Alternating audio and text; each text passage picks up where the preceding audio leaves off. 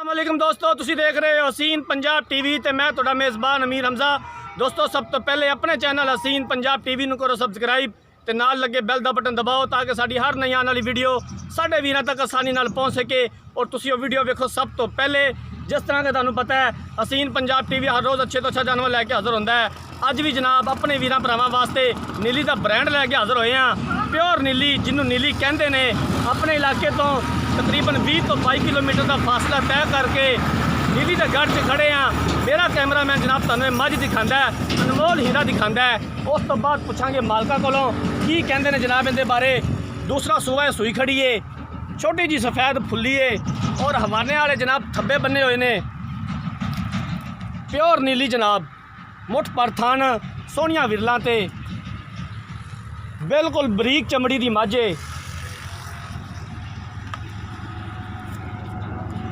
अपने वीरां वास्ते मेहनत करके नीली का ब्रांड लैके आईदा है। हर रोज़ कोशिश करी दी है कि अच्छे तो अच्छा जानवर लैके आइए।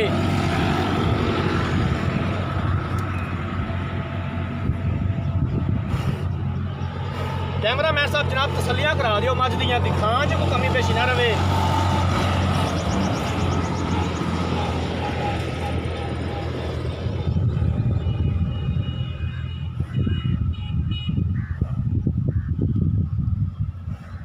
सोहना हवाना है माशाल्लाह, थब्बे बने हुए हैं हवानियां दे और खूबसूरत थान लगे होया, मुठ पर थाने। बाकी जो है मिट्टी सोना है, कैमरे की नज़र है, वीरां भरावां दे सामने आ। अगर ये नीली नहीं तो मेरे वीरां भरावां ने मैनू दसना है कि हमजा भाई एवें तुसीं तरीफां दे पुल बन रहे जे, ये तो नीली है ही नहीं दी। ये मेरे वीरां भरावां ने मैनू दसना है। मझ नूं खोल के तो टोरिया जे भाईजान 2 कदम।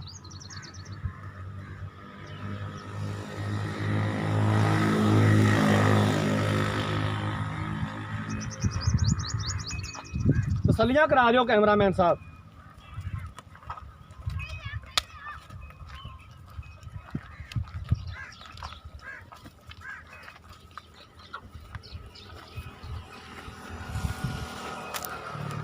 नीली के इलाके च खड़े हैं जनाब, नीली का ब्रांड लैके। नीली की जूह दे विच ये डंगर इस टाइम मौजूद है। आरफ वाले तो तकरीबन 20 तो 22 किलोमीटर के फासले ते। खूबसूरत और अच्छा जानवर हमेशा हसीन पंजाब टीवी की ज़ीनत होंदा है। कोशिश करी दिए अच्छे तो अच्छा बेहतरीन जानवर अपने वीरां भरावां नूं दिखाइए और अलहमदुलिल्लाह दिखाईदा है। गल्लां नाल नहीं दिखाईदा, करके दिखाईदा है। पीछे कट्टा है, कटा है जी। आ जनाब कट्टा है, नाड़वा भी कच्चा बिल्कुल नाल खड़ा है, बिल्कुल ताज़ा सूई है। ये मालका को पूछांगे भी किन्ने दिनों की सूई है, इस टाइम हाज़र मौके इहदे कोल किन्ना दुध या बोड़ा है। वीडियो मेरे वीरां भरावां ने एंड तक देखनी है और मुकम्मल देखनी है। कैमरामैन तुहानूं तसलियां कराएगा इंशाअल्लाह ताला।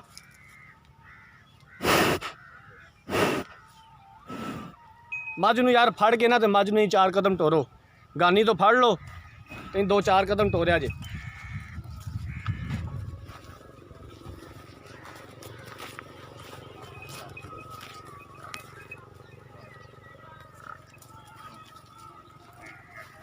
बाहर का डंगर फिर हिलिया होंदा है खुला टुरन फिरन ते। चरदी फिरदी सी जनाब बाहर दे विच।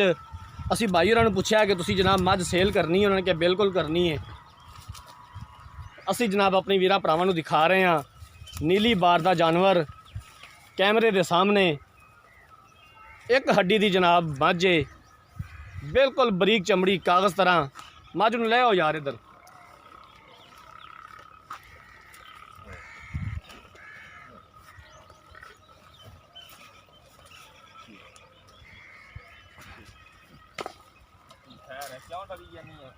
कमली ना तू पैड़ा ले हमें यार, मैं बन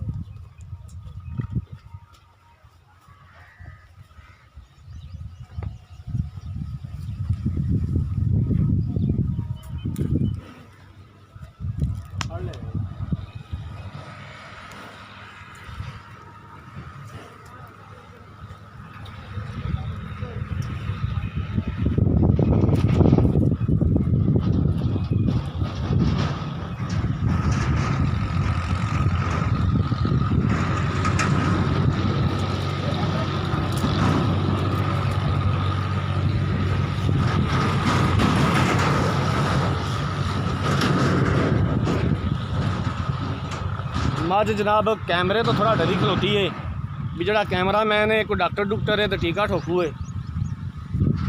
अक्सर जड़े ने जानवर वो डर जाते हैं क्योंकि खुले हिले हुए ने बाहर दे, तो इन्होंने ना जनाब जड़ा स्टिक लगी होंगी कैमरे दे नाल उहदे तो थोड़ा घबरा जाते हैं।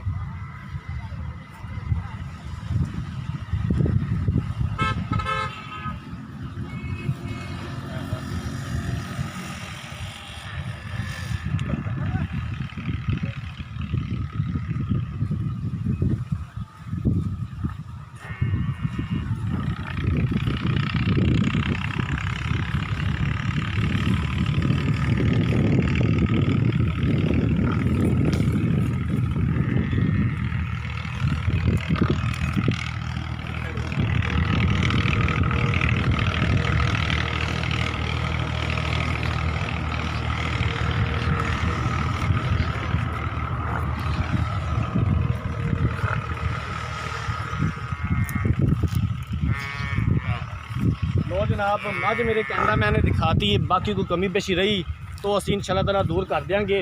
आ जाओ भाईजान इधर, सानू दो चार गल्लां बातां दा जवाब दिओ। अस्सलाम वालेकुम। वालेकुम सलाम जी। की हाल है भाईजान? ठीक ठाक जी। थोड़ा उच्ची बोलिया जे इधर कैमरे वाल वेख के। भाई सईद मझ किनवा सुबह सूई? दूसरा सूई जी भाजी। पक्की गल है? पक्की गल है, छोटी वाली गल है? छोटी वाली गल। कदों सूई है? परसों सूई भाजी, अज दूसरा दिन सूई। अज दूसरा दिन है सूई नूं। हाँ जी।